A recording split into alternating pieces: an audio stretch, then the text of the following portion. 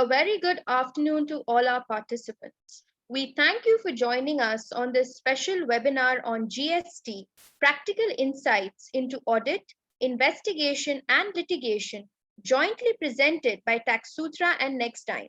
Our speaker for today's session is Mr. Saket Patwari. Saket is the Senior Director at Nextime and leads the indirect tax practice. He plays a cross-functional role encompassing policy advocacy, project management, litigation management, tax risk management, business partnering, transaction advisory, and strategic tax planning.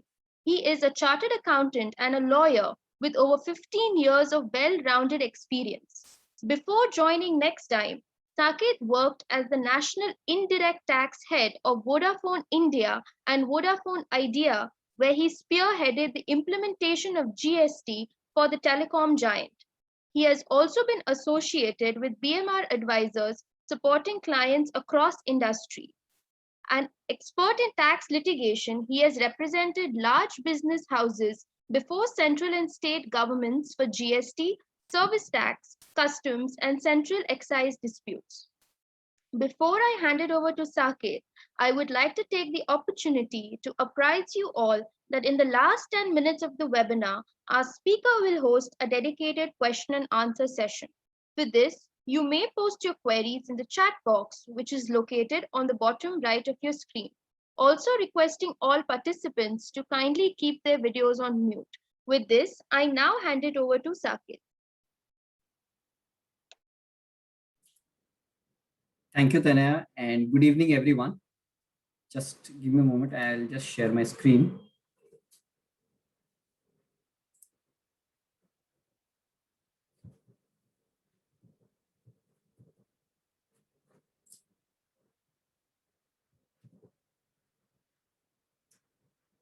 Tanaya, my screen is visible, right? No, Saket, it's not. Yeah, now? Yeah. Yeah. Super. Thanks. Good evening, everyone. It's been 4 years since GST has been launched. And GST was, in that sense, quite a historical change in the Indian tax system. Because it's the first time the central and state tax authorities or the central and state government came together and started jointly monitoring and jointly levying tax through GST, which, as we'll see in the slide today, resulted in some challenges or some sort of issues, which may result in some sort of issues, because there are two independent agencies or two independent governments with their officers. And we've already seen some cases of, overlap, or some cases of one not following the law, which results, or one not following the process that needs to be followed, which results in anxiety to the taxpayers. Having said this, we'll have to currently, in last 4 years, what we have done is compliances. And we have seen, again, the compliances was a unique in that sense, because this is the first time we have seen compliances at a transaction level, at an invoice level, reporting and matching of credits at an invoice level, which was difficult initially, but now we have got used to it. So that was the beginning of it. Now we will have more interactions. We have already seen some interaction with the tax office, but now we'll have more interaction coming up, because in GST, we have a self-assessment tax, or it's a self-assessment review, which means when we file our compliances or GST returns, that is something which needs to be, I have to assess my tax and pay the tax. There is no review by the tax authorities when I do that. So therefore, obviously, the tax authorities in India are anyway very aggressive, and they would want to look at whether the taxes have been correctly paid or not. Now, for that, there are two mechanisms available under the GST law, two kind of mechanisms, I would say. One is audit, and another is investigation. Audits, there is a departmental audit where a commissioner or anyone authorized by him can conduct an audit, which we'll discuss, which is the first section, and a special audit by someone, an expert, wherever the department feels or wherever the tax authorities feel that something is very complicated topic, accounting is involved, something that they have no special knowledge of, and some specialist is needed, say a chartered accountant or a cost accountant, then the assistant commissioner or the deputy commissioner may nominate a chartered accountant or cost accountant who may conduct an audit. So this is audits are a routine. It generally happens for large taxpayers or for a lot of taxpayers. The other bit where the department verifies whether everything is fine or not is through investigation. Investigation is a different ball game, and we'll see when we reach there. It's a different animal altogether to handle, and at times can get very, very nasty, which we'll discuss.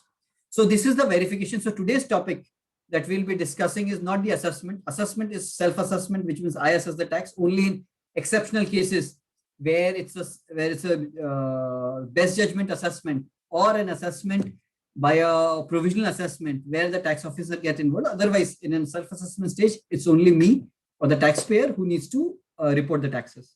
Then a verification and a conclusion of verification would be litigation, which we'll also touch upon today. But our basic thrust would be verification by the department and how the litigation gets translated. And we'll see how the audits and investigation translates to litigation and what points to be kept in mind during audits and investigation so that we have a better chance of success in litigation. So starting with the audit. As an audit, under section 65, audit is detailed examination of records. Record means our financial records or other cost records, etc. Returns and other documents. Now this audit is not only when they go for records or they review the returns, etc. It's not only the GST records or GST returns. They may look at any filings that you would have done, say in the Companies Act or under the GST or under the cost accounting for income tax, etc. All those things they have a right to review and see if there is any evasion, non-payment of tax or a non-compliance. Okay. So their review may be at a transactional level, and because GST is a transaction tax, any non-compliance or non-payment of tax, may further go into a litigation. So that's the broad objective of GST audit. Now, how do they select the audit? They select the criteria for selection of audit could be size, okay, size of the taxpayer. Typically, the large taxpayers, such as large corporates, large MNCs, where we have hundreds or thousands of crores of turnover, they may have an audit for every year. For a smaller ones, the audit can be once in few years, or at one time they may do an audit for all the years. So basis the size, or they may size of the turnover, refunds, if there are refunds, high amount of refunds claimed, etc. These audits may go on. For they may be selected. Sometimes there can be variations in the tax in this there is a certain spike or a drop in the turnover that can be the reason for an audit, or some financial ratio completely giving a different picture, those cases. Or they have a hint of some non-compliances through e-way bill compliances. In the e-way bill, there are invoices raised in GST, but e-way bill, corresponding e-way bills are not there, or returns are not filed. Those can be reasons for audit. Related party transactions are hot favorite because there is always a valuation issue attached to it. Somewhere it can be old issues where maybe in the service tax or the excise regime, there was some issues. They may pick up that and conduct audit accordingly. And lastly, can be other audits. Suppose if there is an income tax evasion case or an audit happened, and from there, if they get information, they may conduct an audit. Timelines for an audit. Typically, it's a financial year, but it can be more than a financial year or a part of financial year also. Till when they can conduct an audit? It depends on the limitation period of litigation, and which says if there is no fraud suppression, it's 3 years. If there is fraud suppression or willful misstatement, etc., then it can be 5 years. So depending on that, because beyond 5 years they can't go. So if it's beyond 5 years, you might as well say that no, you can't go beyond 5 years. So there is no need of any audit investigation. But certainly 5 years, and 5 years from the filing of the annual return. Okay, so that's how they can go for. That's the period of audit. While the law says that the audit must be completed in 3 months, and the commissioner can extend it to further 6 months, these time limits are more of recommendatory in nature rather than a fixed timeline, like in the case of limitation of 3 years, 5 years. So typically, we have seen a lot of cases where audits may be continued in the earlier regime, because in GST it's not started in that sense full flow yet, but audit may be continued for a larger period also, depending on the complexities involved and the data that is available or what they're asking for.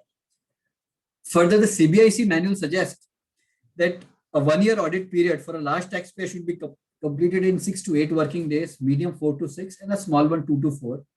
But that's again not a hardbound timeline. That can be extended, or that that's fine if it gets extended, right? What is the flow of audit? How does it happen? What is the process? First, you will receive a ADT 01 notice, which is for informing you about the audit and whatever documents, etc., that you need to keep ready for the audit.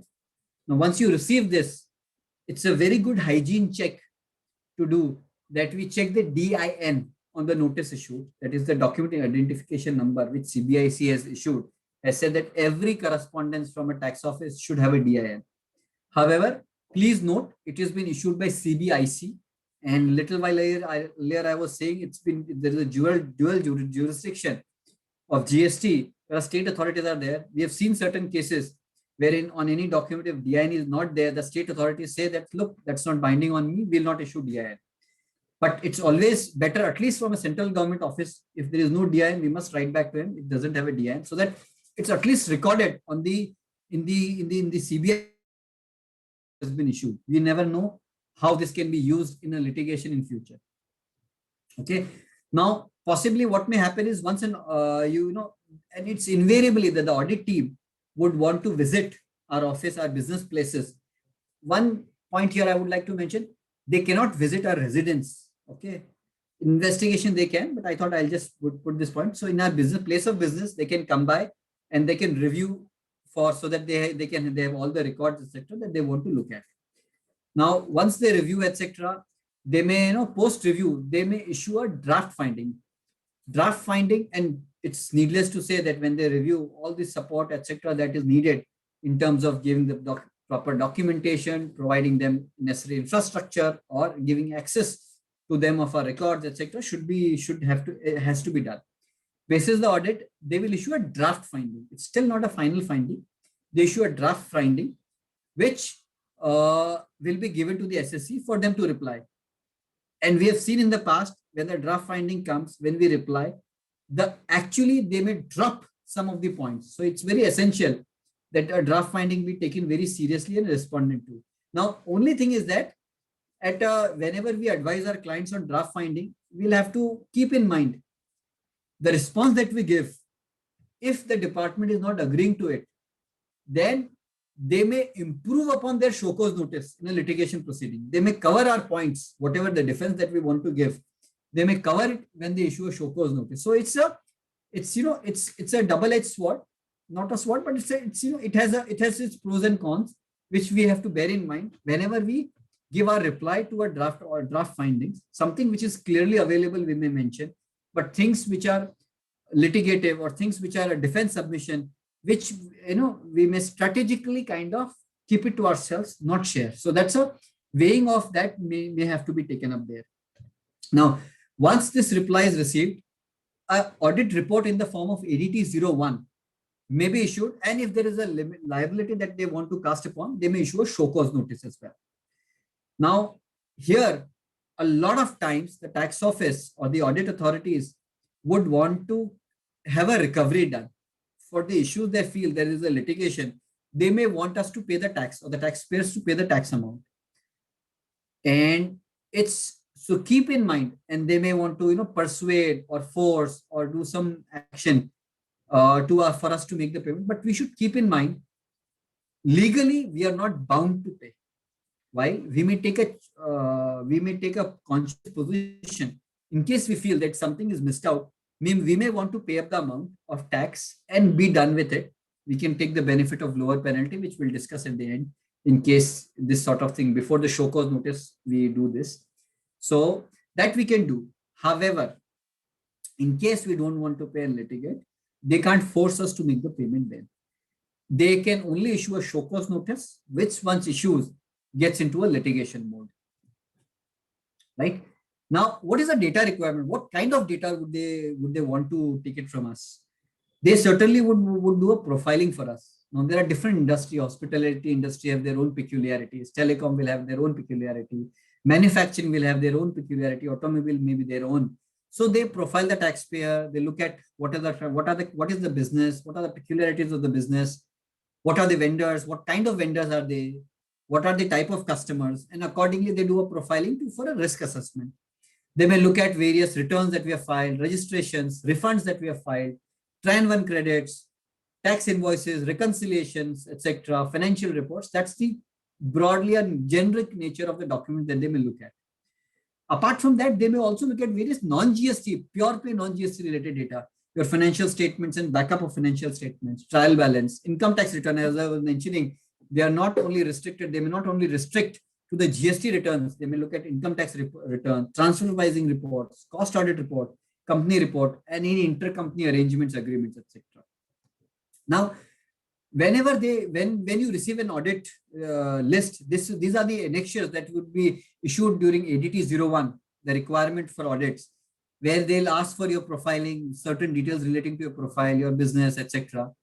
And GST AM5, which I'll show, where they would want to compare various returns. It's an interesting one.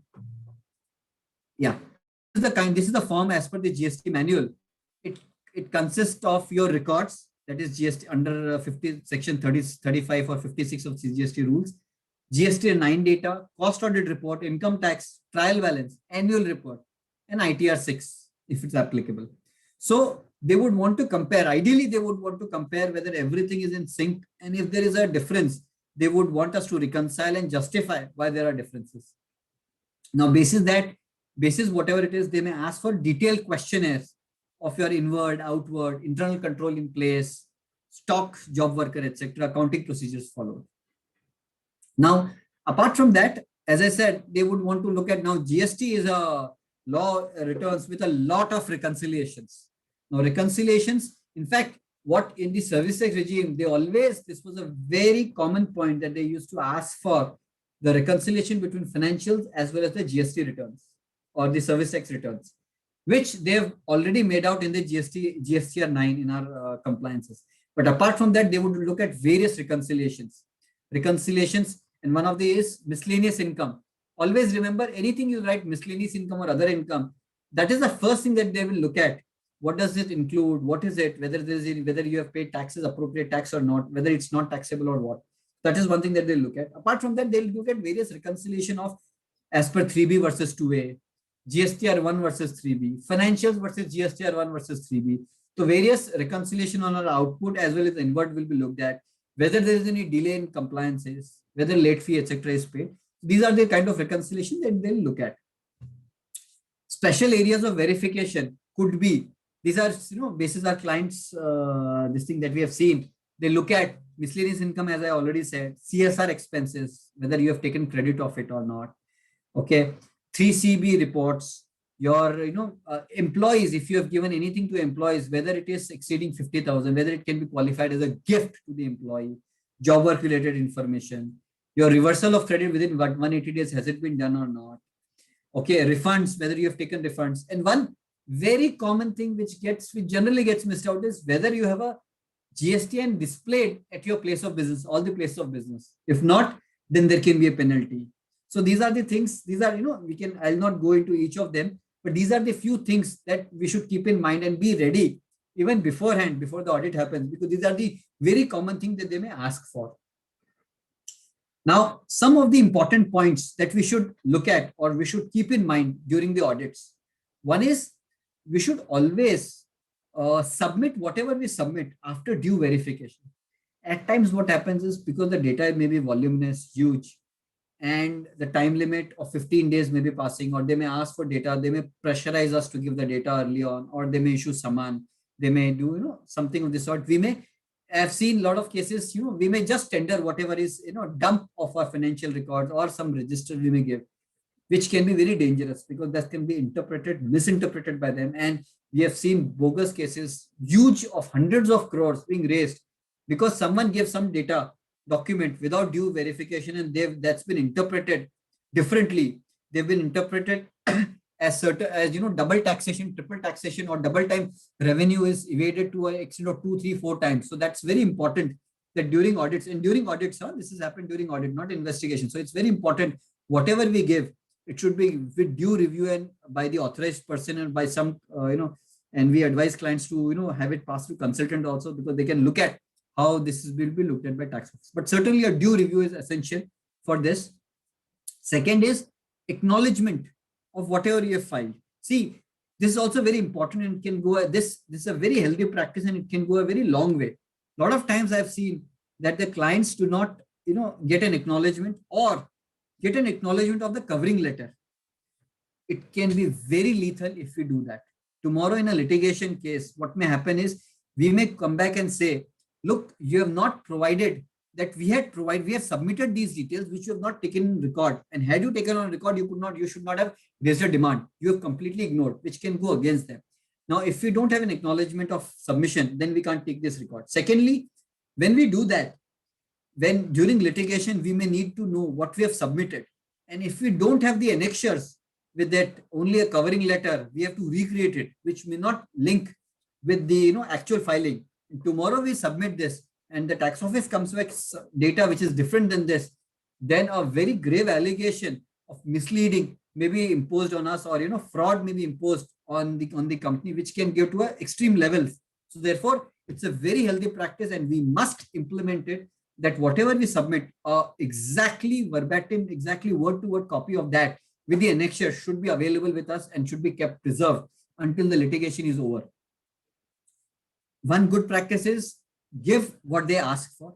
Don't give on your own things in the zeal to be, to be proactive and to give, to look like that we are, we are very supportive. We may want to, a lot of places the client think that we give certain information, which may boomerang, because that may be looked at and that may enhance the scope of litigation. So therefore, avoid giving some things which are, additional, that, that would be better. Last point is, it's a point we have seen, unfortunately, I don't know why, but a lot of tax officers, or rather most of them, use their Gmail ID. We advise client to the contrary that we should not use Gmail ID. We should not interact with them on their Gmail ID for a couple of reasons. One, it can be used by competitors, as a Gmail ID can be created by anyone to gather our information which may be sensitive to our from a competition point of view. So that's one business related point. We should avoid doing that. Second, tomorrow we never know, the tax office may turn its back and say, look, you send it on a Gmail ID, that's not the official ID. We don't know whether you have sent it or not, or rather you have not shared it. That may also happen. While we have been also, whenever we have such cases, we write to them that, you can't, you please use your GOV ID, your Government of India ID, because it's an official mail. Today, you and I have official mails and we receive official communication through official mails. Why you want to have a personal communication or an informal channel? But especially thus, a lot of officers have reluctance and then they don't allow it. Then a better course of action is, whenever we do this, we write a letter and we have a document submitted physically as well to the officer stating that, look, and we make a mention that, Gmail ID is there. While since you have insisted, we are sharing it, but we are sharing it physically. So tomorrow we have an acknowledgement of whatever we have submitted. Rights and duties, while it's as per the manual, the rights are, you can check the identification of the officer, whether they are genuine officers or not. You must get 15 days time, which may not happen. But yes, under the law, if you insist, they are bound by it. Then we may have engaged authorized representative to appear before the audit proceedings in case, if a lot of companies, MNCs may not have a dedicated tax expert in the organization. So they may want an authorized representative to be there, seek adjournment, etc. And these are, mail communication to have findings of the officer, etc., etc. So, and on duties front, we, the basic duties, we must do all whatever is needed for them to conduct the audits in an effective manner, providing their books, etc., infrastructure, cooperate with the audit, etc., that we need to do. So that's on audit. We have just touched upon basics of audit, what we need to do. We have not specifically touched upon what happens in because that will depend on the peculiarities of the audit. Now we are moving to the most interesting or fortunately, most of you may not have handled or seen or being experienced to investigations, but this is one area that we must know of. A lot of people, you would have, you would have seen audits happening most of the time, but investigation is something, is a different ball game, different kind of an animal. And at times it can go, it is much more harsher than the audits, because the powers in investigations are quite wide. Like for example, in the audits, I mentioned that you cannot go to the residential premises. You cannot seize the goods. You cannot seize records, etc. You can ask for it, but in investigation, you can do all that. So the powers are quite wide, and this, and typically, investigations are carried on by, there are specialized agencies in the government.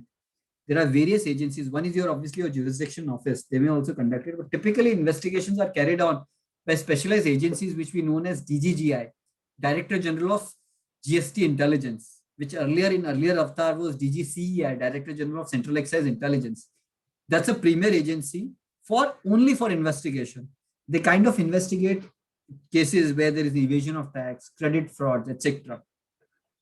Now, while in GST, we have a state level jurisdiction, unlike service tax or excise, where we had a plant level jurisdiction, but these agencies have power to investigate across India.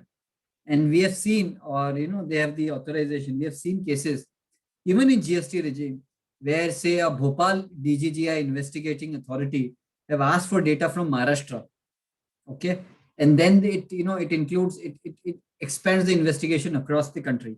Now, what may happen is we may have to interact with someone while they will have an office in Mumbai or Maharashtra as well, but we'll have to interact with their Bhopal office and share data, information on Bhopal. And if they call for investigation, for hearings, or for summon for statements, etc., we may have to visit Bhopal office. Unfortunate reality, but yes, that can happen, especially with DGGI, because they have all India jurisdiction, and any office, any state can investigate in any other office. And so that's the way investigation happen here through DGGI.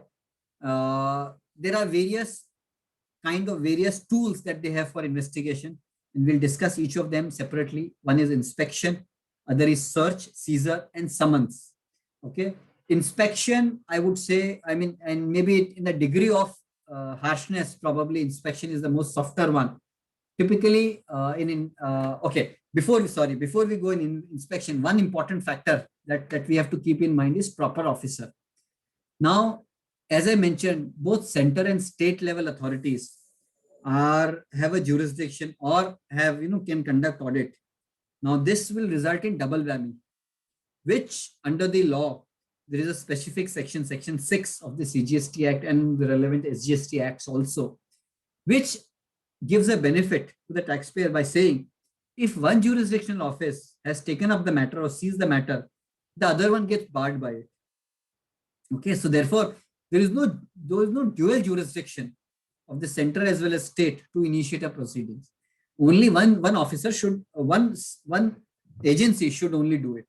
Okay, now, in one of the cases, in the case of High Court, when both the officers, both central and state government came up, in the case of, I think, Raj Metal, there the High Court has also taken cognizance of this and said, look, since the central GST authorities have seized the matter, state were barred from undertaking any action, and the central can continue the investigation. However, and this is one case that I've referred here, Kaushal Kumar Mishra versus Additional Director General, Ludhiana Zonal Unit. That's again DGGI unit, where two offices of the DGGI, okay, conducted investigation. Then the tax officer or the tax authorities went to the High Court stating, look, both the officers have come for investigation and they're barred by it.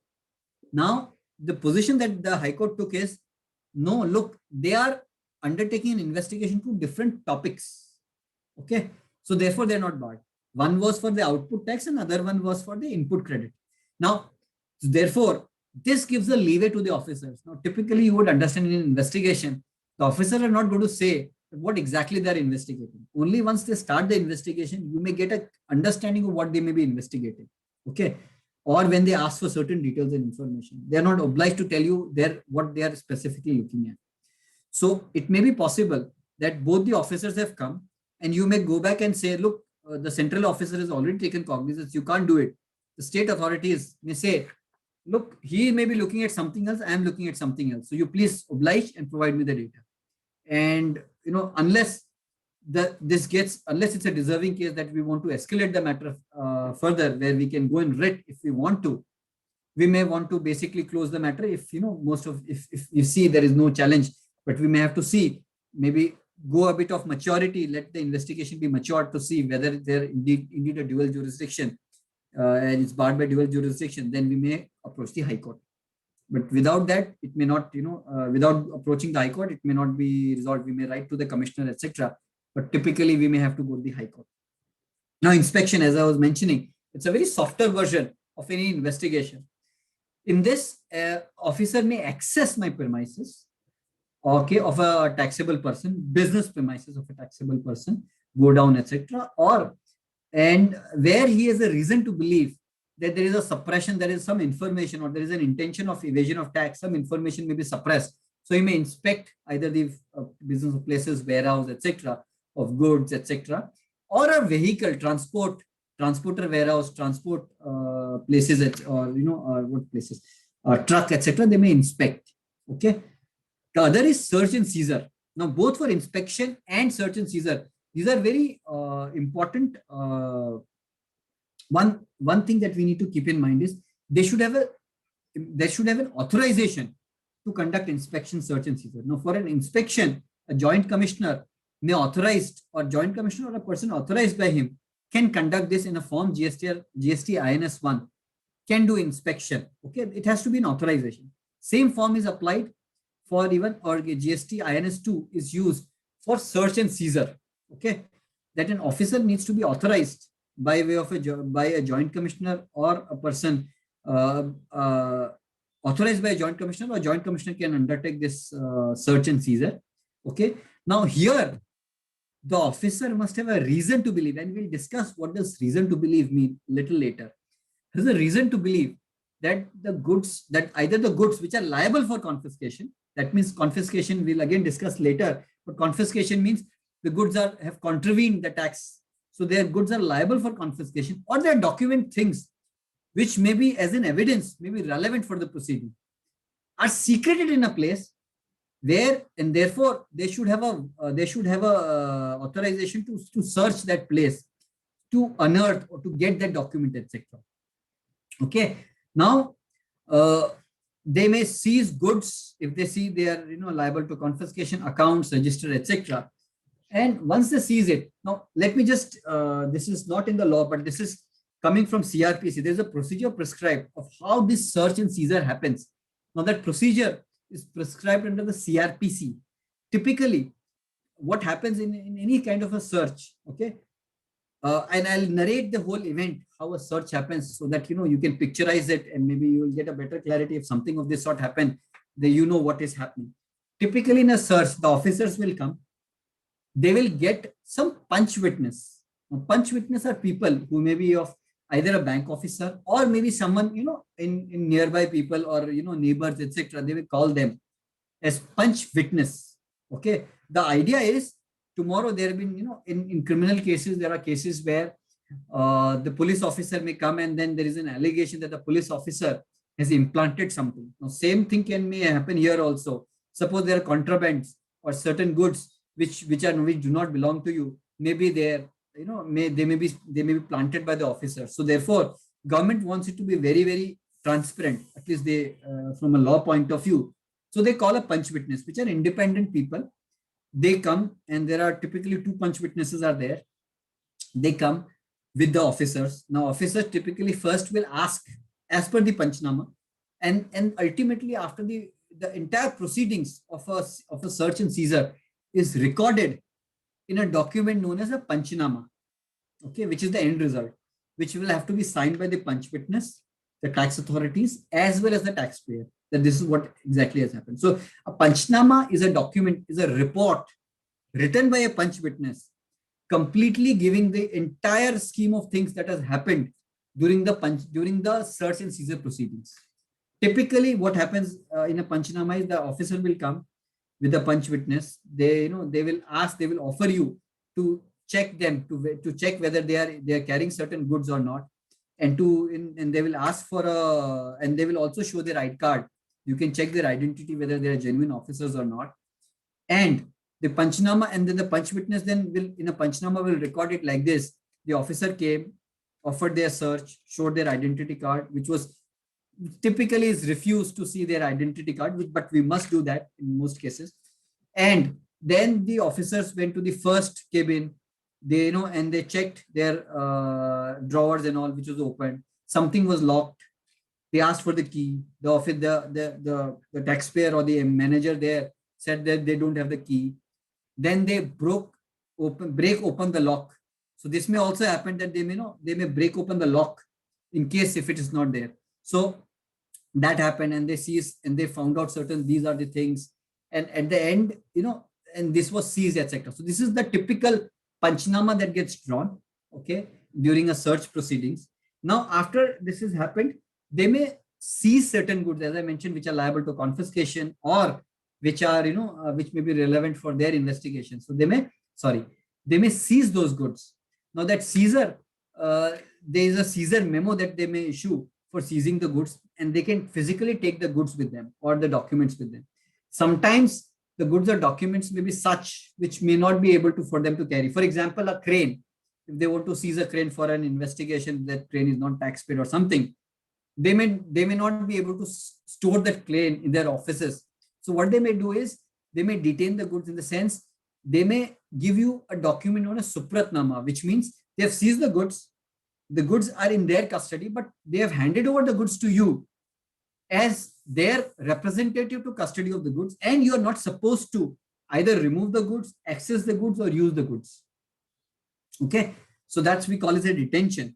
That's what they can do in a seizure. Either they seize the goods, or they may give you a supratnama, or hand over the goods to you. Once they seize the goods, if their goods are, say, perishable or hazardous in nature, then they may sell off the goods, or they may do certain actions, or they may give it back to you with certain bonds, etc. Okay, now if there are documents which are seized, you may ask for a photocopy of the document, which in most cases they'll deny, because they under law they have to give it to you unless they feel that it can prejudicially affect the investigation. So which they typically do that. They say that it's going to affect the investigation, will not give you the photocopies of the documents. But if it's necessary and they agree to it, then we may take the photocopy of the documents. Typically, these documents, the photocopies, are typically returned. Or in fact, what may happen is, if the documents, etc., is seized, tomorrow the investigation concludes into a show cause notice. And when a show cause notice is issued, they may rely on certain of these documents. If they rely on these documents, then they will not give you the originals. You may carry the photocopies for whatever your defense submissions, or for your purposes, you may carry a photocopy, but they will not give you the originals unless the matter gets concluded, because they would want the original to be there with them. While the non-relied upon documents that they don't choose to rely upon in an investigation, that they are supposed to give you the complete set of documents, original documents. Okay. Now, this is in a search seizure. These are the forms: authorization for inspection or search, seizure INS 02, prohibition, etc. is there, INS 03. So these are the, when bond for release of the goods is INS 04. These are the various forms that and if there is an order for perishable or hazardous goods, INS 05. These are the various forms under the GST law. Now, what is goods liable for confiscation? Okay. If the goods are made in contravention to provision of the GST Act, that is, you have not paid the tax of on those goods, or you have not accounted for the goods, which means you have an intention to evade payment of tax, or goods may be conveyance, etc., for the movement of the goods which have contravened the provision of this Act, that is, they are not payment of tax, or they don't have an e-way bill, or someone has not even taken a registration. These are the few of the cases where the goods can be liable for confiscation. And confiscation is very draconian, and we'll just discuss what is the difference between, we have seen detention, we have seen seizure, and we have seen confiscation. Let's see what these three things mean. Detention, I have already explained. It means while you own the goods, it is not to use to you. You own and possess the good, but you cannot use the goods. Seizure, on the other hand, is the ownership remains with the taxpayer or the person from whom the goods have been seized, but the custody of it gets to the tax office, that's seizure.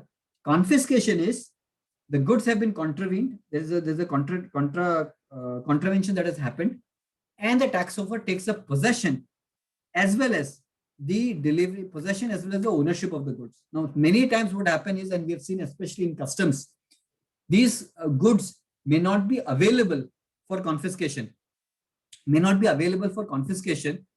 then again there is a penalty. So whenever the goods are confiscation, there is a penalty that there may be a fine. You may release the goods by giving a fine. Now, if the goods are not available for confiscation, then there is a fine that is still payable, even if the goods are not available. So that's a position that may be taken, that if the goods are not available, then you may say that fine is also not payable. And a lot of high courts, etc., have upheld this view. So if the goods are not available, okay, but if the goods are available, they can be confiscated, and you have to pay the fine if the goods are confiscated, and you can get the goods released. Okay. Now, some of the noteworthy points that we think from or summarizing what has happened, and here we'll discuss on some of the points. A, officer needs to have an INS 01 form for carrying any investigation. Okay. For seizure, INS 2, obviously. Then there has to be a reason to slide. Now, then there is an order to seizure that may happen if they want to seize in INS 02. They may also come, again making the point, they may also come to your residence if they feel that the goods or the documents have been seized in the residence. So while in audit, they may not go, but certainly in investigation they can go. But inspection they cannot. Inspection can only be at a place of business. Okay. Then after seizing, they'll have to give an inventory of goods seized, which is known as seizure memo. Okay. In case of heavy goods, etc., they may again give back you the goods in INS 03. Okay. Now there is a reason to believe. What is the reason to believe? Obviously, the tax office, when they start an investigation, they'll never tell you what is the reason to believe for them to start the investigation, etc. But this may be looked at only probably at a high court stage. Suppose the investigation has gone off the roof, something very draconian or something very harsh that has happened, and which happens in a lot of investigation. Then in that case, they may go ahead and they may do, if you approach a high court may ask for what is the reason to believe that you have done this, or what is the reason to believe for you to carry on the investigation, and they have to respond to the high court on this. Now, this is the earlier judgment. These are the few principles that they have put out. What maybe reason must be arrived after due application of mind. Must be a rational connection between the cause and action. You are saying there is an evasion of tax. There has to be a connection what you're investigating, where your investigation basis if you see there is an evasion of tax. Okay, it cannot be vague and indefinite. We thought there is an evasion of tax. You have to come out as what have you got, or why do you think there is a reasonable belief? It has to be honest, and it has to be relevant facts. You have to put across facts and materials on record to suggest why this is why there is a reason, what is the reason of your holding this reasonable belief of there is something happening, something malicious happening there. Okay. Last point before we close the investigation or the verification by the department and move to litigation, but not the least, or rather the most important point during an investigation is summon. Now, summon, this is the most widely used tool during the investigation, and that too at times, or rather very frequently used as a high-handed measure in any investigation. Okay. Typically, what a summon looks like, and hopefully, and I'll pray that you all not get something of this sort. But why this is very powerful is because this is to a person. Okay, a person has to honor the summon typically, and in summon they may call for a certain person to come and tender statement and evidence or records. So therefore, a person, any officer of the company gets involved directly with the office, with the tax office, and whatever he says in a statement based pursuant to summon becomes an evidence which can be used against the company as well as against the employee. So therefore, these summon proceedings, once it starts and someone gets, gets implicated here, may even result in penalty, personal penalty being imposed on employees. So therefore, this becomes a very, a kind of a draconian provision. People really get intimidated once a summon is issued. Also because when a summon is issued, typically the language that is used in a summon is anyway very intimidating. It says, if you have been asked, we understand that you may have secreted some documents information, or you may be in possession of certain documents which may be relevant for our investigation, okay, and you are supposed to come on so and so date and provide furnish 1 2 3, or they may see, or for to tender a statement or to give records, etc. Very generically they may say, where not asking for a specific information to be carried, or they may ask for specific information. But what they further say is, if you give any false statement, you can be prosecuted under section 193 and 220 of the Indian Penal Code, which is criminal proceedings can be initiated against you. Now, once someone reads it, if someone has not gone through this summon or does not know that this is what it is, this is a very standard form of, a pre-form form which gets issued for a summon, they may get intimidated, especially when, especially in the case of MNCs, where we have seen where they are, CFOs or the directors of the company, when they receive some document, they really get very scared, because they are, after all, employees of the company, officers, respectable officers, and in their sort of high-handedness does not happen. So here they really get intimidated because of this summon kind of a document. Okay. So once you receive this summon, so don't worry on the language that is issued, but certainly it is something used. And what they may do is, and I was saying high-handedness, what they may do is, if they want you to pay tax, okay, pay tax means if they feel there is an evasion, the first objective they would want to do some recovery, because that gives them a name and probably some awards internally if they've investigated case and made recoveries there. So they may want to do a recovery there. Okay. And obviously, as I already said, they have to issue a show cause notice before, and they are not required, and we are not obliged to pay the tax unless they issue a show cause notice to us. So obviously, the way they use this tool is they will summon official like CEO, CFO, directors of the company to put pressure on the taxpayers to pay up the amount or a portion of the amount. So they, in extreme cases, they even do that, which we'll have to keep in mind and take cognizance of, that, after all, they may have to issue, a show cause notice. Certainly during these summons, they may say, under the GST law, if there is evasion of tax, there are imprisonment also, which they may threat during summon proceedings. That is one part of it. When they, when in a document of summon. Now what happens? Suppose a summon is issued, you are required to oblige by the summon. Otherwise, they may come with a warrant. So you may request for a time, suppose because of some reason or a short notice, you may request for a time, and typically they oblige by it. But certainly you will have to visit if they have summoned you. Okay, unless you feel there is someone else who may be relevant for providing information, you may request them that, some other person will come for providing this because he has the information, and they may oblige by that. They may be fine with it. But if they insist, then you will have to, person who is summoned, whose name summon is issued, has to go and attend that proceedings. Now what happens is, typically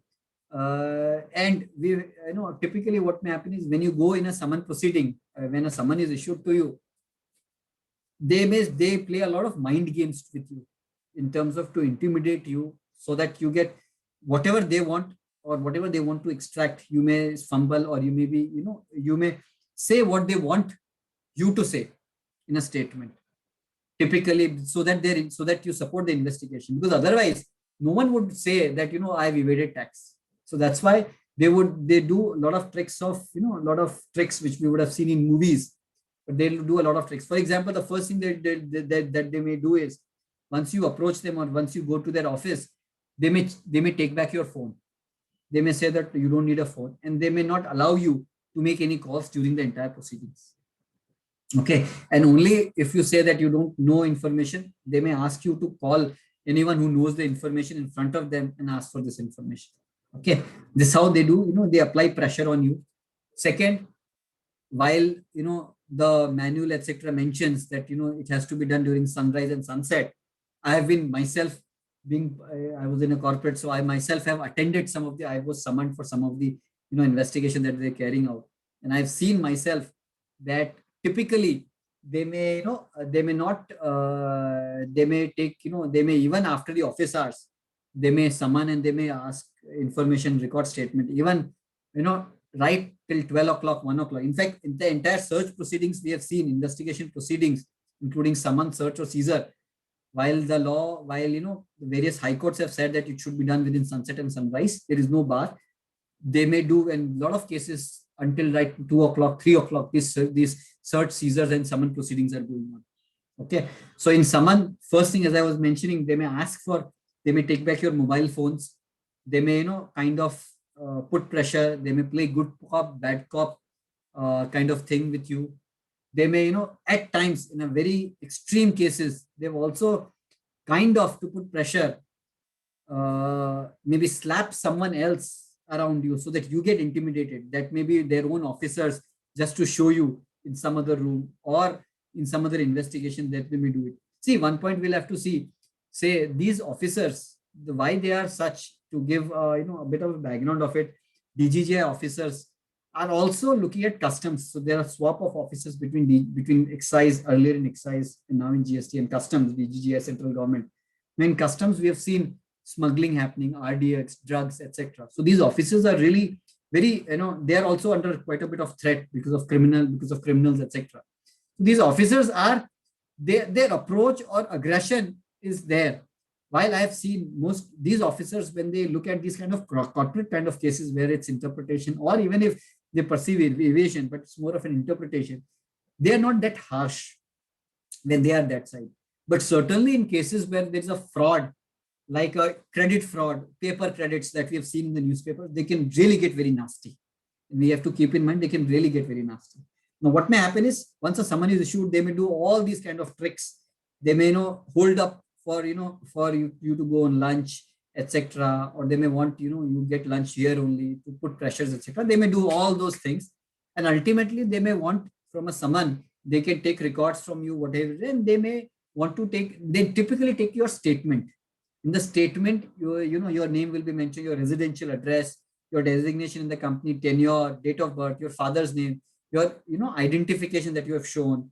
And then they'll ask several questions. And this statement is in the form of, as if you yourself are saying. It will be like, I so-and-so, on being asked whether I have raised invoice for these transactions or not. And I have responded that yes, I was received, I've issued these invoices to XYZ, etc., etc. So this is the typical, kind of statements that you get recorded, as if that you are writing that statement. And at the end of the statement, you will sign the statement, or a taxpayer who is summoned will sign the statement. And then after signing the statement, the officers will also sign the statement. Now, again, typically, in very, very rare cases, the statement that you have signed may be given to you also as a copy of that. I have seen only 1 or 2 cases in my entire career where the statements were given. Typically, these statements are never given. These statements are kept by the tax office, because tomorrow you may not, just to avoid any kind of, because they want to do this investigation. They don't want to tomorrow clarify this, whatever statement that you have given, and which will reduce the evidentiary value. Now, I'll make one distinction. A statement issued before a police officer under the criminal law, a confessional statement before a police officer is not an evidence. But a confessional statement under the tax laws, either in the customs or under the GST law or excise or service tax or laws, is an evidence, can be used against the taxpayer about, on any proceedings. Okay, so that's an evidence that can be used. And since it's an evidence, obviously, whenever this is, they want to keep this statement with you. Okay, and they will only give you, once the show cause notice is issued, your statement. What you may do is, suppose, and a lot of times, because of their high-handedness or a pressure being put in by them, they may write, or they may want you to write, or they typically, what happens, they themselves type it, and then they sign it that on my request, they have typed whatever I've said. okay, and then have it signed so that it's legible tomorrow. There is no problem in begin as an evidence. But what may happen is once once you have, tomorrow, if you feel that there is, something which you have said which was not correct, which because of their pressure or because of your errors in your memory, etc., you may, you were not able to do it. You may certainly write a letter to them, and that goes a big way immediately. That look, you've said so and so. I now remember this. Or under that pressure, typically people don't use it under pressure because in the next summon that may be, that may be further draconian or further danger, further harsh with them. So we, kind of write some language to say this, you would ask for this information. We just want to clarify it is not so and so, it is so and so. That may God, because tomorrow if they use this as an evidence, it may be used to say that, look, on this next day, I send this clarification to them. Post that they never ask this question, which can go a very, which can be really used in a litigation proceedings subsequently. And we have seen a lot of favorable, because of this rulings coming up because of this in my career, because of such practices. Now, once a statement is recorded, what do you next? In a litigation proceeding, certainly the other option is cross-examination, or maybe someone else, say, or your vendor or customer statement is recorded and you don't agree with it. You may request for a cross-examination. Now, again, that's again in litigation, but let me just touch upon it. In a cross-examination, it's not a right available to you to cross-examine any witness or any evidence that the tax office relied, unless we are able to prove that there is inconsistencies in the statement. There are things in the statement which is not accurate, which is contrary, and hence there is a reason to to disbelieve the statement, and hence you ask for a cross-examination, which typically is never granted. You only have to go to the tribunal, and the tribunal typically, if they are satisfied, they remand the matter and direct that a cross-examination is given, and then only a cross-examination happens. So typically this is, summon, or this is the proceedings of statement and summon, which is the most widely used, as I said earlier, and most dangerous, because there's a personal implication involved here. Now going to the last section, which I'll not take it. I think we are already running short of time. I'll just quickly close this, and then maybe we'll have question answer. The last section is litigation. Now in litigation, we'll have to. So litigation means once a investigation or audit is over, they'll issue a show cause notice.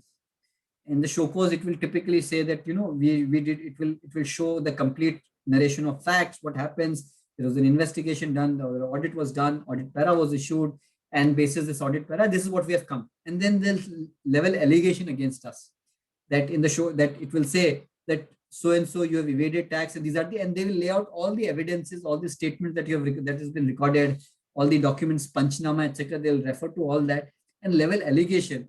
Why, and then ask you why a tax should not be paid by you of so and so amount, why an interest should not be leviable on you, why there should not be any penalty on you. Now that becomes a show cause notice, which has to be adjudicated by typically the same officer who issues or same rank officer who issues the show cause notice. That gets adjudicated. When that gets adjudicated, and typically in most cases it's a negative adjudication, or it's a unfavorable, it's against the SSA because the same officer mainly. Then you file an appeal, which is again by tax authorities. Typically we don't see a relief in an appeal.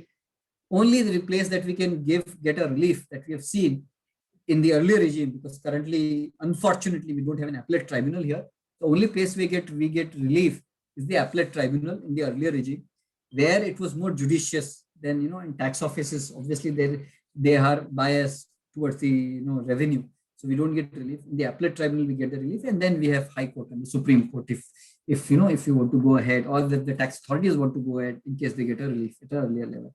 Now, when we file an appeal, whatever tax that we agree with, that needs to be paid, plus a pre-deposit of 10% of the remaining amount that we dispute in the impugn order. That's a pre-deposit. Okay. Then this is the penalties. There are various penalties. If you pay tax before issuance of show cause notice, that is the audit that I was mentioning, or during investigation, the penalty, otherwise the penalty is 100% of the tax amount. Here the penalty gets reduced to 15% of the tax amount.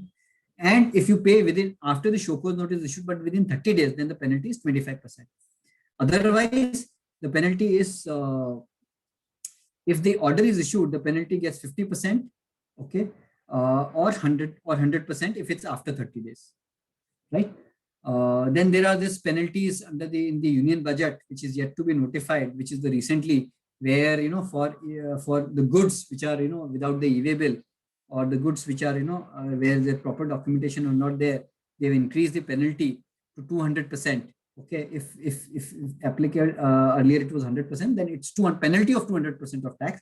The reason they have put penalty is because, say, goods may be intercepted in any other state where either a supplier, where other than the supplier, then if the other state who has intercepted the vehicle, if they ask duty, then tax, then that they may not have a jurisdiction. That was being disputed. So they said, fine, no problem, we'll impose a penalty. This penalty is other than the penalty which can be imposed otherwise that we spoke about.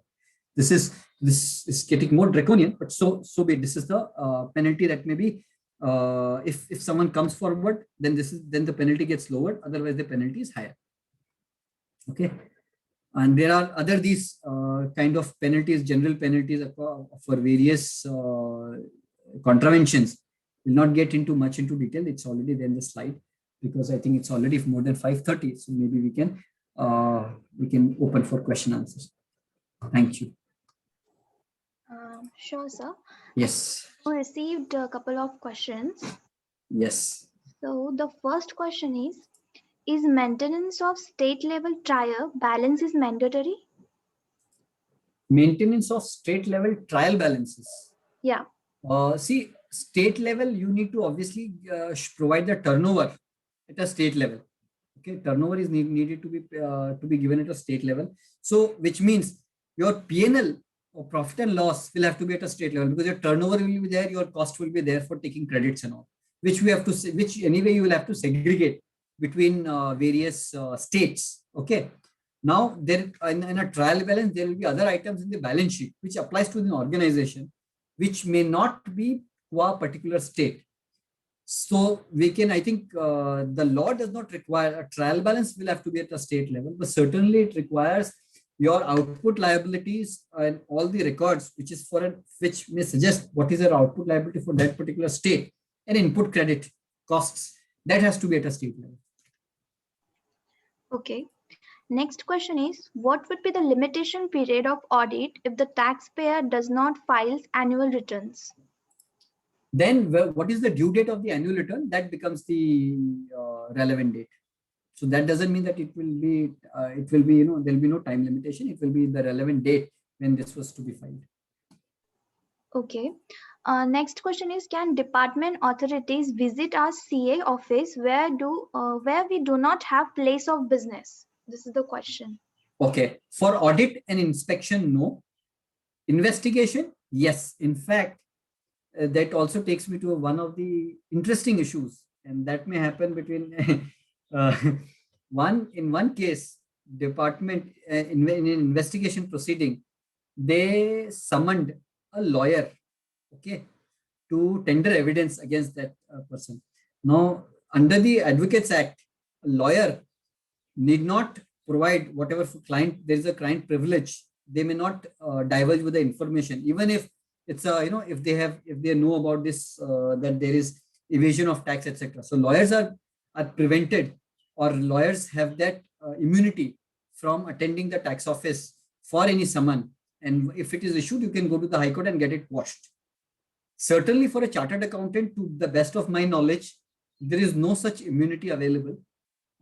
If the tax office summon a chartered accountant, probably the chartered accountant will have to provide whatever information, documents that he or she may have. Yes. Okay. Next question is, are we liable to reply to authorities who ask for the documents on mail without DIN? See, the CBIC makes it mandatory that without DIN, it will not be considered as a valid document from them. Okay. Certainly with a central government officer, they are bound by the CBI circular. We may raise a point. We may say that you please issue a DIN, and then only we will, oblige it. However, as I was mentioning, and this recently happened to one of our client cases, where there was no DIN mentioned, and we went back to and it was a state officer. We said that, look, there is no DIN mentioned. Well, formally the state officer has not said so, but they said, see, this was issued by CBIC. Okay. CBIC, so it's bound by it is binding on the powers. It's binding on the CBIC officers, the central government officers. We are not CBIC officers. It's not binding on us. So yes, ideally speaking, the law, I mean, the procedures should not be different for both central and state government officer, but certainly the central state government officer may take a position, and it may, and it's better to oblige even if there is no din by a state government officer, but certainly with a state central government officer we may insist on a din. Okay. Next question is, if any person is not able to attend multiple summons due to being in a different city, what action can be taken by the officer, and can the officer allow online summons? See, online, okay. First point, whether if it's in a different city, if person is in a different city, you still have to oblige by the summon. Otherwise, they may initiate proceedings under the criminal procedure code where they can ask for a presence. Otherwise, they may issue, they may take help of the police officer here. They may go get a court order because you are not obliged to summon. They can ask you to be, they can ask the police officer here to arrest you for the investigation or this thing. So that's why it can go to a very draconian level.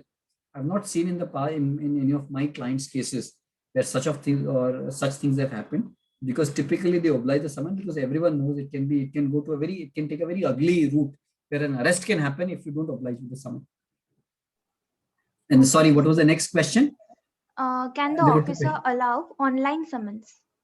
See, it's a delivery of summon. Typically today, they will issue a summon. If even if, and officially if they issue an online also, then also it's valid. Okay. Maybe a WhatsApp and all, we never know whether it's valid or not, but certainly it's been received by you. It is not seen because it's a new phenomena, summons online by WhatsApp. Certainly on an email, it's valid. If it's an online like a WhatsApp and all, we'll have to see whether that can be given a legal recognition or not. Certainly, if it's given to you, it has to be, it's better it be obliged to, and action be taken. Next question is, within how many days GST audit is required to be completed once notice under section 65 of the CGST is issued by the GST officer? See, the GST laws gives a time of 3 months, and 3 months not from the date of initial notice, 3 months from the date where you have started furnishing the information, where you furnish the information. Okay. Now they are supposed to, and as per the CBIC manual, they are supposed to, for a large taxpayer, I think it was 8 to 12 days, if I mistake not, it was there in the slides. Okay, that they have to complete it, but that's not a hardbound time, and they may anyway come back and say that, look, you had asked for that I asked for certain information that you gave, then I asked for further information. So it is a revolving thing. Anyway, there is, as I said, these are not mandatory timelines. It can be, they may extend it, and 3 months also that I mentioned, it can be extended by 6 months by commissioner. So they may keep on extending it. So therefore, there is no hardbound timeline. I have seen one case where the audit, they had come for an audit because the information was not ready. Again, I'm talking about the service tax regime. The audit continued for a year because from a tax office, what information that I had asked for was very complex to cull out, and it took a lot of time for the officers, and it was a complex industry, a lot of time from the tax company to provide that information, which there was escalation, etc. But it took on for more than a year also. Yeah. Next question is, can the argument that no specific reason to believe have been provided by GST officers and can be raised during show cause notice proceedings, are they bound to respond? No, I have seen in the past reason to believe is there in the earlier regime also, in the customs also. Typically, you cannot question what is the reason to believe. There may be an investigation. See, at times what may happen is these officers, obviously they may have their own investigation, they may have their own connections or intelligence to investigate, and that may be a reason to believe.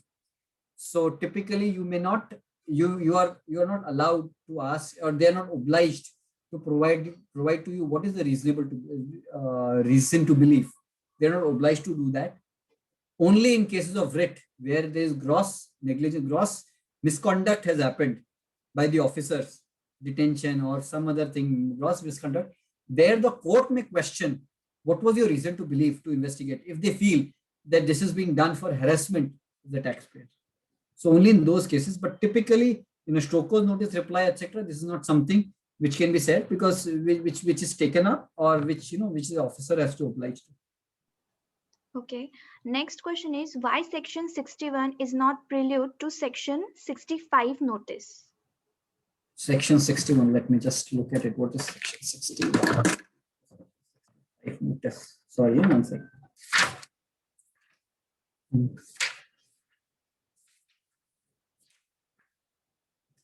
Section 61, okay, scrutiny of returns. Now, scrutiny of returns, yes, it should be a prelude to section 65, or for that matter, any investigation. Having said this, it cannot be taken as a handle for the taxpayer to say this, you can't conduct the audit because you have not scrutinized the return. Because you will never know whether he has scrutinized the return or not. And typically, what we have seen in any audit recently, whatever auditors are happening, they typically ask for GSTR1 and GSTR3B data, which anyway is available with them. So we may say that, you scrutinize the return, but it is, you may not take it in that sense. You may not be able to leverage it to say this, you can't conduct an audit because you have not scrutinized the return.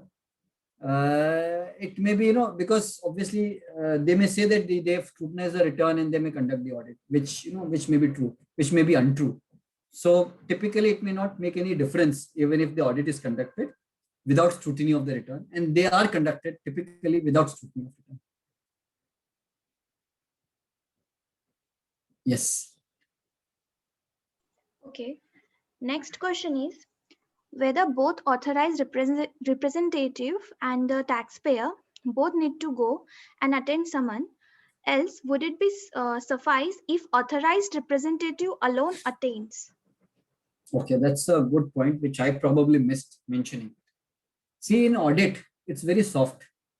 Authorized representative may be allowed, but tax officers do not like authorized representatives attending an investigation proceeding, especially. While in audit also they may ask that it may not be there, but typically they don't allow authorized representative. Authorized representative, I'm meaning some consultant rather than an employee of the company who's representing the company. Okay, I believe that's the question. So in an authorized representative, because they may be wanting, because what they want is evidence. Now, evidence is an authorized representative, and they will not disclose what they're exactly investigating. So according to him, what an authorized representative will do, okay, practically, if you see from a legal point of view. So they may insist on the person who's been summoned to attend, and he has to attend. So while the document mentions person or authorized representative, invariably they cancel authorized representative. So which means they're insisting on the person to come in, the person has to oblige. Okay. And the other practical reason they don't want authorized representative is because, as I said, they put a lot of pressure and play a lot of games. If there's an authorized representative, he may be able to counter a lot of their findings, a lot of their arguments. He may be able to counter that. So they don't want it. And practically also, it's very clear that if they ask a person to attend, then the person has to attend. However, if they allow a representative, which typically is not a consultant, but say, for example, if I am not able to do it, but my colleague, whom I say knows everything, then I may request that, let my colleague come as my representative because a summon is issued to me. But I would say as my authorized representative, let my colleague appear. That is allowed. That may be allowed. But if he insists on you specifically to come, then I'll have to go. Yeah. Okay. Next question is GSTR 9C certification for financial year 2020-21 by CA/CMA is required or not? What would be the consequences of non-filing of GSTR 9 or GSTR 9C or both? Okay. Sorry, yeah. I'm sorry. I'll come to this question. One interesting point that I remembered of the earlier point. There has been, which may be relevant, is in cases, and there have been a lot of cases where I said this can be very high-handed approach. In cases where there is a genuine threat by the taxpayer that there can be high-handedness or some physical abuse may happen or a illegal detention may happen, then if they approach the High Court, then the High Court may allow a legal representative or a lawyer or an advocate to accompany the person being summoned against, and also give directions that but that person who is accompanying cannot participate in the investigation.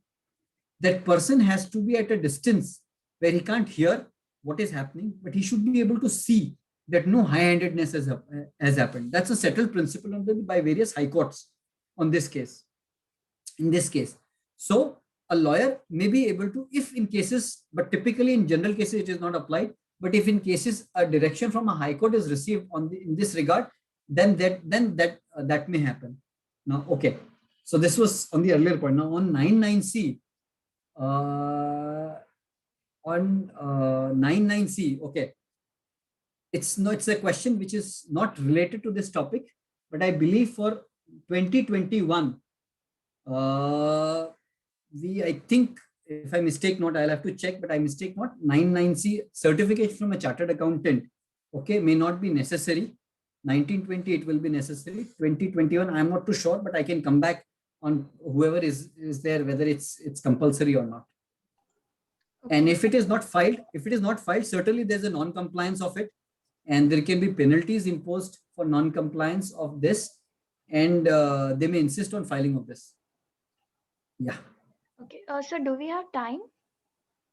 It's almost 5:48. I'm okay if there are one or two important questions that are there. Otherwise, okay, sure. Yeah. Next question is whether pre-deposit of 10% to be paid when the appeal is filed with FAA against refund rejection by proper officer. Where refund is rejected by the proper officer. That's a very interesting question. We were grappling with this, whether there is this thing required or not. Now, what may happen is, in cases of so it's a ticklish issue. There is no conclusive answer yet on this issue. I have personally also looked at it. There's no conclusive answer, but a position can be taken here is, when a refund is rejected, it's basis my application, the refund is rejected. Okay. Typically, they will issue a show cause notice of rejection of refund, and refund is already granted. Now, when the show cause notice is issued, okay, then asking us why this amount should not be recovered from you. Now, once that gets adjudicated, okay, by the officer, when it gets adjudicated, then you would file an appeal against that adjudication order, which confirms your rejection of refund, and ask whether why it should not be recovered from you. In those cases, certainly you can go ahead and you may be required to pay a 10% pre-deposit. In fact, the question that may come up is, since your refund is rejected and you were given a money earlier, whether 100% payment is required or not. So that's why I said we can take a position whether instead of 100% we say that, look, this is a money that I've received. It's like a demand now. Okay, so a 10% pre-deposit should be a more safer bet in such cases. But a very good question here. It's a ticklish issue. Yeah. Okay. Next question is, what is the impact of recent amendment made to Section 83 in relation to provisional attachment of property? It's expanded quite a bit.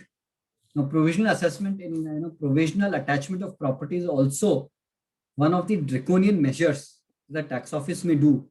In fact, in the VAT regime earlier, in various states, not so forward states, we have seen this, without even giving orders in VAT, they attach the bank account and they recover the money.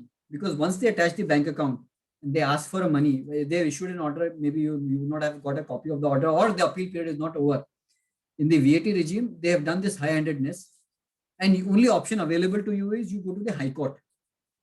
Okay. Now, when you go to the High Court also typically they've given relief, or it may be abeyance, but your money is gone. So this provisional attachment without a final order is very draconian. I would say it's not something, it's not a, we have, from a past point of view, we say it's a self-assessment regime where we say that we repose a lot of confidence on the taxpayers, and we believe that most of the taxpayers are genuine taxpayers, and indeed they are genuine taxpayers. Having a provision, draconian or a difficult or a provision, harsh provision like provisional attachment does not signify that confidence, and looks like we are into again that I don't like to use that word, maybe in a police Raj world or a British Raj environment where we were looked upon as if that you will be a thief or you will be a malicious guy. That is the approach. But yes, it's a draconian provision. It may impact us, and if it's used unbridled or if it's used without filters, it may really, it can even close the business. It has that power. So it's not, hopefully the government looks at it and withdraws and makes it more benevolent rather the way it is. Okay. One last question is, yes, what is the difference between summon and statement under Section 70 CGST Act 2017? And what if the statement is not recorded or not attained to? See, summon is a proceeding where they ask whether they can ask for information or evidence. Okay. A statement, on the hand, is a record, is a deposition, what you want to depose. Summon is, so 70 talks about summon, right? Summon and statement. So what may happen in a summon, you may be called upon to provide any document, evidences, etc., which may be relevant for them. They may ask for your, say, invoices, they may ask for your financial records, etc. And pursuant to that, they may take a statement. A summon is a document where they ask you or invite you to come to their office and provide information and this thing. That's a document. And a statement is a document. Once you go there, they may or may not record a statement if you have given the document. If they want to create an evidence of what you have, they want to disclose. So they may do is, if you've given a document, they may ask on the page number so and so you have mentioned this. Please state what do you mean by this. Now that's when you say a document that will be recorded or captured in a statement, because in your records you have given certain documents to them. Now to make it as an evidence, they will record as a statement, and a statement is a form where you provide answers to their question as if that you are you have been asked this question and you are saying this. I hope that answers the question. Yeah. So actually, I received one more question request. Okay. Yeah. Can GST officers be called as a police officers since they have similar powers? No, GST officers are not police officers. I mean, from a cadre point of view also. They also do not have unbridled power or powers which a police officer has. Okay. Their powers is limited. Okay. Unlike a police officer, their powers are not, police officer can arrest anyway, here arrest provisions are only restricted to a few things. Plus other powers, etc. are not there, and other functions also are not there. So they cannot be equated to a police officer, but certainly they do. In fact, that's what the example that I was giving. In a customs case, someone exactly said the same thing, that a confessional statement, a smuggler, a smuggling case, a confessional statement before a custom officer cannot be relied as an evidence, because a confessional statement before a police officer cannot be relied as an evidence in the court of law. Same argument was taken, that a custom officer, if he does this, cannot be taken as an evidence because he's kind of a police officer. The High Court in a customs case, who has a higher power than a GST officer, there the courts have held they are not at par, and an evidence or a confessional statement before a custom officer would be allowed as an evidence, and this custom officer may get transferred or may get as a part of their duty, they may be a GST officer also. So they are not a police officer under law. They are not treated to be one under the by various judicial pronouncements also. Okay. Sir, thank you so much for delivering such a riveting session. And we are really grateful for your time and efforts you took for this session and enlightening us with your knowledge. Thank you so much, sir. Thank you. My pleasure. Thank you everyone for patiently.